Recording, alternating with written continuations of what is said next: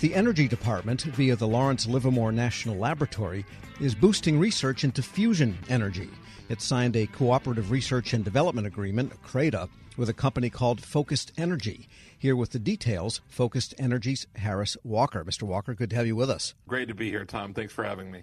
And we should point out you are former National Nuclear Security Administration. You've been involved in the energy field.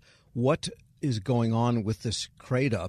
I thought fusion was something that was a big but cute experiment, which resulted in a trillionth of a watt, and that was the end of it a couple of years ago. Sure, no, absolutely. I mean, I think until 2 years ago when Livermore really had that breakthrough at the National Ignition Facility, fusion was kind of seen as a science experiment. A lot of other methods for attaining fusion have been pursued over the years.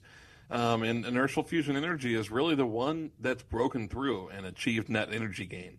So now I would say that where I once looked at it as a cool science experiment as well, we've moved more into, an engineering phase where now we've achieved net energy gain. NNSA certainly had different applications for what NIF was originally built for, but the applied energy application is its most relevant and promising one for the future of really the world. And so I think, it's a great time to be in that space. So what will this CRADA do? What happens under it? Sure. So the CRADA is really going to focus on the targetry science for fusion.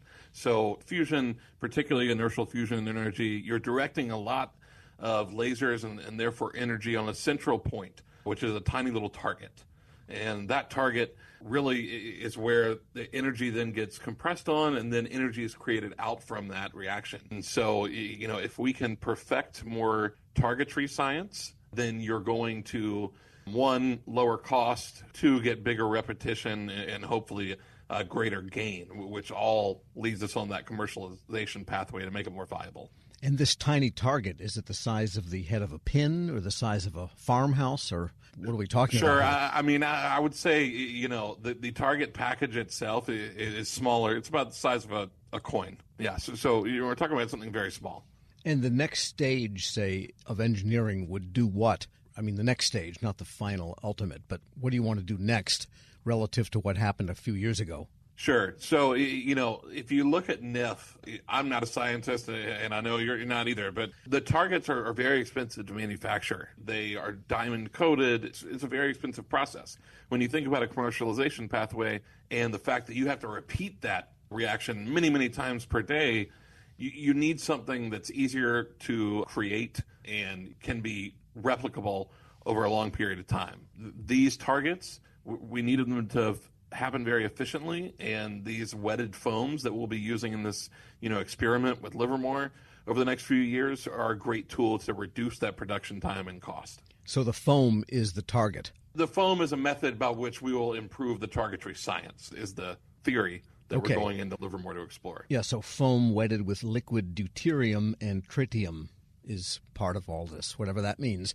Sure, tritium and deuterium are really just hydrogen offshoots. I think that's what makes fusion science so really viable for the future of energy. Nuclear fission, our traditional nuclear reactors, use highly radioactive materials. With fusion, you don't really have that meltdown risk because tritium and deuterium are hydrogen molecules. Right, so you're trying to improve the target in terms of its ability to throw out energy by modeling with this foam and these hydrogen compounds. Absolutely. All right, that makes sense. We're speaking with Harris Walker. He's head of government affairs at Focused Energy. And so is the goal here initially to create a fusion phenomenon that produces more energy than the first time around? Correct. And, in 2021, NIF achieved ignition for the first time, but it was really a net neutral. And then in 2022, they achieved gain. And since then, NIF has had incremental gains ever since then.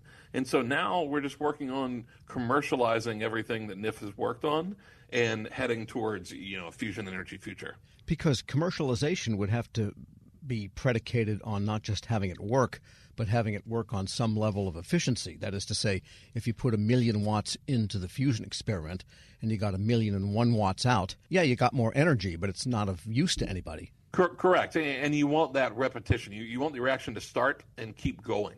And, so it's efficiency in the process and it's cost efficiency so that this is really commercially viable. Right, because the problem with so many things we have going now, windmill farms and big mirrors in the desert that shine on a tower, all of that, it produces very, very expensive electricity.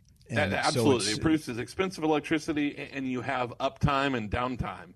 And, with nuclear fusion, once that reaction starts, and you're able to figure out, what the secret sauce is to getting that repetition and sufficient gain going, this is a reaction that keeps going. Is this something we're likely to see in our lifetime, or is this going to be like solar arrays in space? It's great if you can afford 10,000 launches to get stuff up there and build it over 100 years. Right. No, absolutely. I mean, I think that folks that tell you that fusion is going to happen next year are giving you quite a sales pitch, but fusion is going to happen in our lifetime. I think that our goal is to attain fusion and have a commercially viable power plant online around, by 2040. And there's nothing to say that itself won't be ambitious, but it is doable compared to some of the, like I said, tomorrow, next year promises that you're hearing from methods that really haven't even achieved energy gain yet.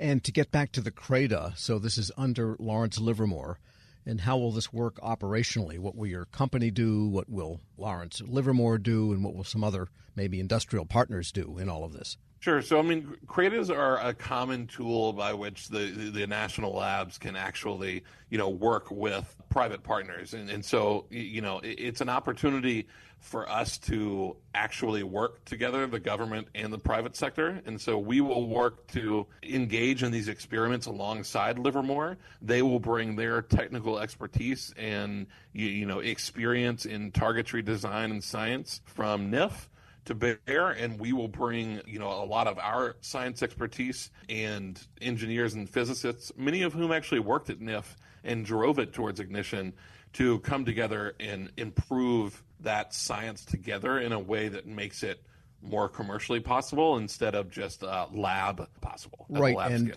because originally fusion came into the mind of people as an alternative to nuclear fission. Right. But fission has come a long way, and there's a whole new generation of technologies that produce nuclear power in much smaller form factors with much greater safety than the big giant towers that took 25 years to build that we're used to from the 50s and 60s. Right, yeah. So, small modular reactors are a technology that certainly the time that I spent at the Department of Energy and National Nuclear Security Administration were a big topic of conversation. And certainly they offer promise and a smaller footprint, and so, theoretically a smaller meltdown risk. But it's still, when you look at the pathway, the commercialization pathway for SMRs, the pathway that we're shooting for with inertial fusion energy and SMRs, they really come online around the same time, and the scale of energy that can be produced by fusion versus an SMR is vastly different.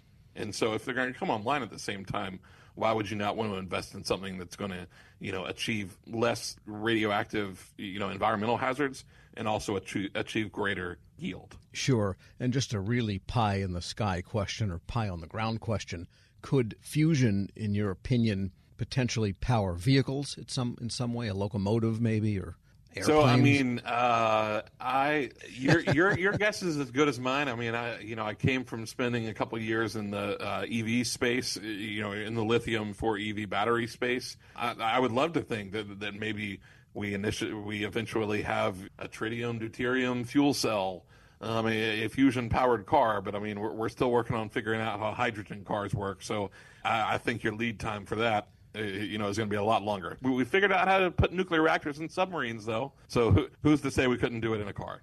Harris Walker is head of government affairs at Focused Energy. Thanks so much for joining me. Absolutely. Thanks for having me. And we'll post this interview at federalnewsnetwork.com/Federal Drive. Subscribe to the Federal Drive wherever you get your podcasts.